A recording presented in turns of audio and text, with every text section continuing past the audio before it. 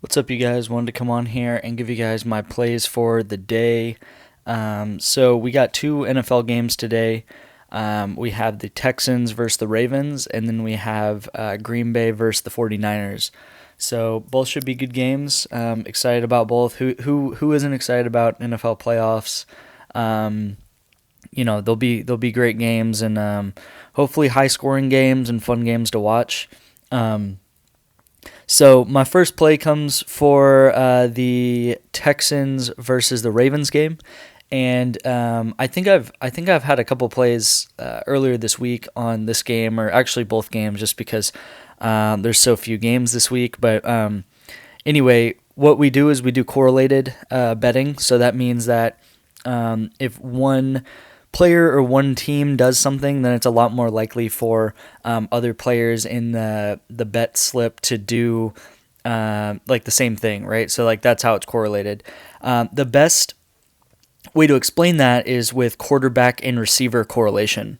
So if like a quarterback does really well, they have a lot of completions, they have a lot of yards, then their receivers, their number one, number two receivers are going to also, do well. It's very unlikely that you have a quarterback go off, have 300 yards, 320 yards, and his number one receiver isn't getting many yards then, because like a lot of his yard share is going to go to his receivers if he's doing so well. So recently, PrizePicks has kind of cracked down a little bit on correlated betting because it's something that's costing them a lot of money.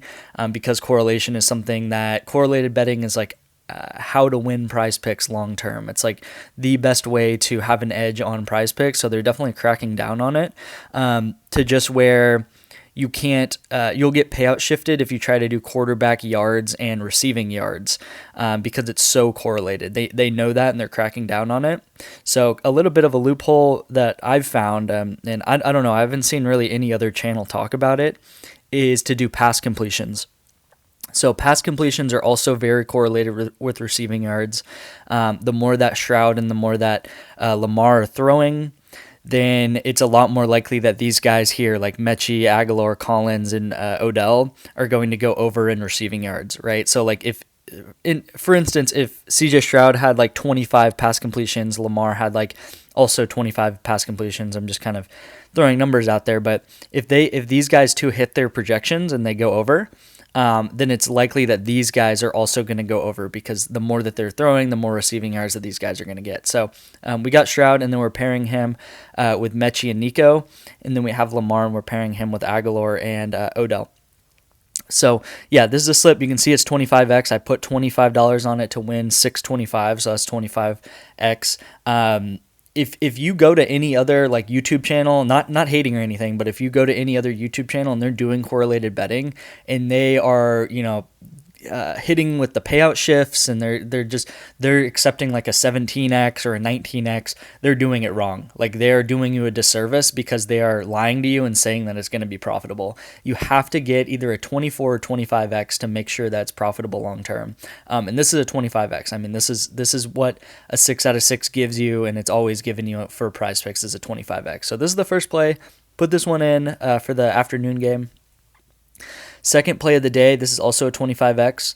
I put $10 on it to win 250. The reason why I put 10 is just because I've been putting a lot of money on this game specifically. So I didn't want to expose myself to too much risk. Like if this game was just like a dud and just sucked, or one team just blows the other team out, or it's just a running battle or whatever. But I would recommend to pick a unit size and just stick to it and just put like $5 on every single play that you can. But yeah, same sort of concept for this game. We got Jordan Love, we got Purdy. With Jordan Love, we're pairing him with Dobbs. And then for Purdy, we're pairing him with Debo and Ayuk. So same thing, how it works is we got Jordan Love, we have Brock Purdy going over pass completions. And then the more that these guys pass and have passes and complete passes, the more likely that these guys are going to catch the ball, have receiving yards, all that kind of good stuff. Aaron Jones, less rushing yards. It's the same thing. Like the more passing, the less rushing yards that Green Bay is going to get, right? The reason why I put Aaron Jones here is it was the only way, first of all, the only way that I could avoid a payout shift, because this is also correlated, but I'm avoiding a payout shift because you always want to do that. And then also, like, if San Francisco goes up early, right? Like, if they start going up early, which, like, I mean, let's be honest, they are the better team. They should win. They should go up early. Or not necessarily early, but they should be in the lead.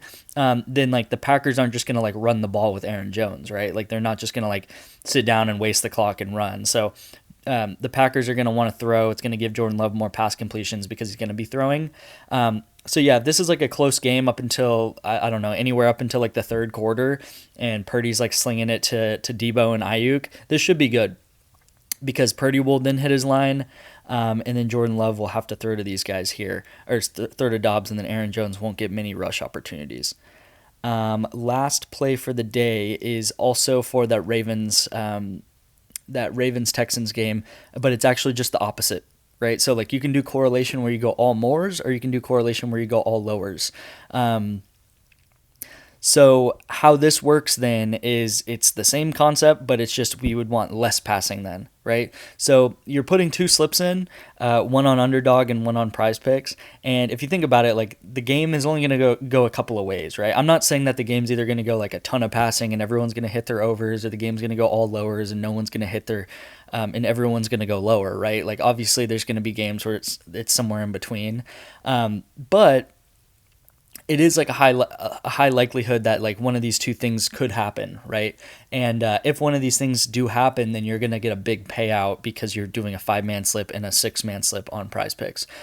So yeah, this is just the opposite of it. So it's like Lamar would, the less he passes, the less likelihood that he's going to get passing touchdowns, and then the less he passes, the less likely that it is for Zay Flowers, Aguilar, and Rashad Bateman to go over their projections, and more likely for them to go under their projections, and then CJ Stroud lower passing yards. This would just kind of be like a run heavy game, a low scoring game, kind of a gritty game and then also you could think about it just a quick game. The time runs out quickly. There's not many possessions. There's not many possessions at the half. Maybe these teams have a lot of short fields.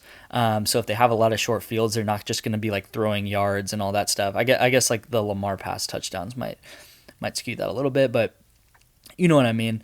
If this game goes quickly, then it's going to be less time for a lot of these things to happen. A less time for Zay Flowers to accumulate targets, less time for CJ Stroud to gain pass yards. So yeah, these are the 3 plays for the day. Lock them in. If you don't have PrizePicks or Underdog, we have codes for you in the pinned comment where you can get a $100 match on your money. So go do that, because I'm going to be giving out plays for tomorrow's games tomorrow morning, and yeah, and for the rest of the playoffs here, and we also do correlation for other sports. So like, comment, subscribe. Hope you guys enjoyed, and yeah, let's have a great day.